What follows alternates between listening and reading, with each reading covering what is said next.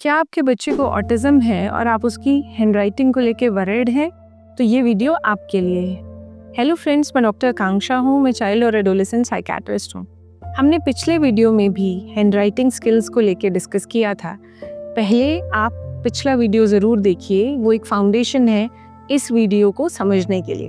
तो हमने पिछले वीडियो में डिस्कस किया था कि हैंडराइटिंग के ऑटिज्म के मेन प्रॉब्लम्स की वजह से बच्चों में हैंडराइटिंग के इश्यूज रहते हैं और कुछ प्री रिक्विजिट स्किल्स हमने डिस्कस किए थे कि पहले वो स्किल्स होनी चाहिए, तब आप बच्चे को लेके बैठिए और उसे हैंडराइटिंग कराने का काम दीजिए।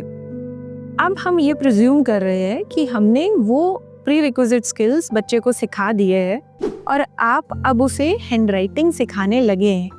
हम आज डिस्कस करेंगे कि कभी भी आप अगर बच्चे को राइटिंग सिखाएं तो आपको क्या सीक्वेंस फॉलो करनी है। ध्यान से सुनिएगा आखिर तक, आपको ये पता चलेगा कि आप कहाँ से शुरू करते हैं सिखाना और एक्चुअल में सिखाना कहाँ से चाहिए। सबसे पहला स्टेप रहता है रैंडम स्क्रिबल।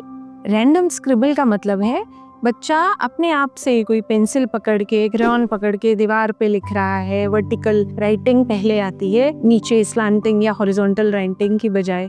सो दीवारों पे जो रैंडम स्क्रिबल बच्चा कर रहा है उसे एनकरेज कीजिए और करने के लिए। अगर आपको लगता है आप रेंटेड अकोमोडेशंस में हो या आप नहीं चाहते फिर से अपनी वॉल्स को पेंट कराना, तो आप वॉल्स पे या कोई वुडन सरफेस पे वाइट पेपर्स बच्चे को लगा के दीजिए और उसे वहाँ स्क्रिबल करने के लिए दीजिए। यहाँ पे एक मेरे हिसाब से गलती है जो पेरेंट्स करते हैं, हम एक वाइट बोर्ड दे देते हैं और हम एक मार्कर दे देते हैं स्क्रिबल करने के लिए। उसमें गलती क्या है, मार्कर में रेजिस्टेंस नहीं होती। तो मार्कर में अगर मैंने लाइटली भी मार्कर पकड़ा है वो तब भी कुछ ना कुछ स्क्रिबल कर देगा। उसकी बजाय क्रेयॉन्स दीजिए जहाँ पे आपको प्रेशर का पता चलेगा, क्या अब उसके स्ट्रोक्स में प्रेशर है या वो लाइट है।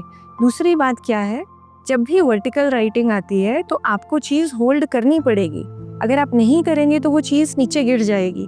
जबकि अगर मैं नीचे सरफेस पे राइटिंग करा रही हूँ, मैंने ढीला हाथ भी पकड़ा है, चीज़ नहीं गिरेगी, कोई ना कोई फिंगर उसको सहारा दे देगी। इसलिए हमेशा random scribbling on a vertical surface हमेशा कराइए। जब आपको लग रहा है कि उसमें बच्चे का स्ट्रोक अच्छा हो गया तो आप सर्कुलर स्क्रिबल करने के लिए दीजिए। आप कैसे प्रॉम्प्ट कर सकते, हमने पेपर पे एक सर्कल बनाया और आप उसको उसी तरह की सर्कुलर मूवमेंट्स करने दीजिए। थर्ड स्टेप आता है कलरिंग। कलरिंग में क्या हो गया, आपने एक बड़ी सी शेप बना के दी और आपने बच्चे को बोला कि फिल करना है, इसे कलरिंग बोलते हैं। नेक्स्ट स्टेप आता है basic shape formation. Basic shape formations बहुत इम्पॉर्टेंट कॉन्सेप्ट है। कौन कौन सी शेप्स हमें सिखानी चाहिए जब भी अब हमारा बच्चा कलरिंग कर ले रहा है और अब हम आगे स्टेप पे जा रहे हैं। सबसे पहला आता है स्टैंडिंग लाइन। स्टैंडिंग लाइन चाहे आप डॉट लगा के सिखाइए और उसे बाद में फेड कीजिए और वो इंडिपेंडेंट स्टैंडिंग लाइन बनाएगा। उसके बाद स्लीपिंग लाइन हम हॉरिजॉन्टल लाइन करेंगे, डॉट लगा के ग्रेजुअली डॉट फेड।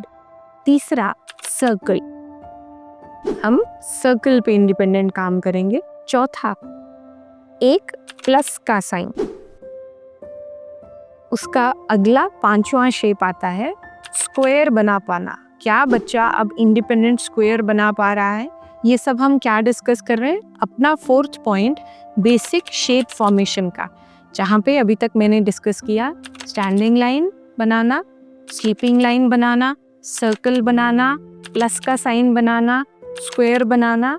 उसके बाद आता है स्लैंटिंग लाइन। स्लैंटिंग लाइन हमेशा हमने एक राइट साइड टू लेफ्ट, हमने इस एंगल से करनी है। कभी भी नीचे से ऊपर स्लैंटिंग लाइन मत सिखाइए, क्योंकि बच्चा वैसे ही सीख जाता है स्लैंटिंग लाइन करना और बाद में हमें ऑड लगता है कि ये ए ऐसे उल्टी डायरेक्शन में क्यों डाल रहा है। तो पहले हमने राइट साइड टू डाउनवर्ड हमने स्लैंटिंग लाइन सिखानी है, उसके बाद हमने left to right down slanting line सिखानी है। नेक्स्ट शेप आती है क्रॉस। क्रॉस हमने सिखाया, लास्ट ट्रायंगल। ये बेसिक शेप्स हैं, इन्हें हमें इसी सीक्वेंस में बच्चे को सिखाना है। जब वो इन शेप्स को इंडिपेंडेंट कर ले रहा है तब आइए लेटर फॉर्मेशन पे। और आप देखिए ज्यादातर हम लोग कहाँ से शुरू करते हैं, लेटर फॉर्मेशन। लेटर फॉर्मेशन जब हो गया तो आएंगे हम प्रिंटिंग वर्ड्स पे। मतलब हमने कैट बैट मैट लिखना सिखाया, मुझे वो कॉपी करना है। और उसके अगली स्टेज आती है कर्सिव राइटिंग। सो ये कुछ स्टेप्स हैं राइटिंग के, इन्हें आप घर में प्रैक्टिस कराइए। जो बच्चों के लिए कोई स्पेशल एजुकेटर घर आके कराता है तो उसे भी सेम सीक्वेंस में काम करने के लिए बोलिए। इन्फॉर्मेटिव वीडियोस पेरेंट्स के लिए हैं, टीचर्स के लिए हैं, स्पेशल एजुकेटर्स के लिए हैं। इंटेंट हमारा सिर्फ ये है कि बच्चे को सिखाने के लिए हम जो अपने नॉलेज को बढ़ाएं और बच्चों के साथ लड़ाई ना करें, उन्हें अनड्यू प्रेशराइज ना करें। जब तक उनकी एबिलिटी नहीं है उस स्टेप के लिए, तब तक उस स्टेप पे उन्हें पुश मत कीजिए। अदरवाइज एंजाइटी डेवलप होगी, वो आगे जाने की बजाय और पीछे आ जाएंगे। इसी तरह की इंफॉर्मेटिव वीडियोस को लेके हम हर हफ्ते आते हैं।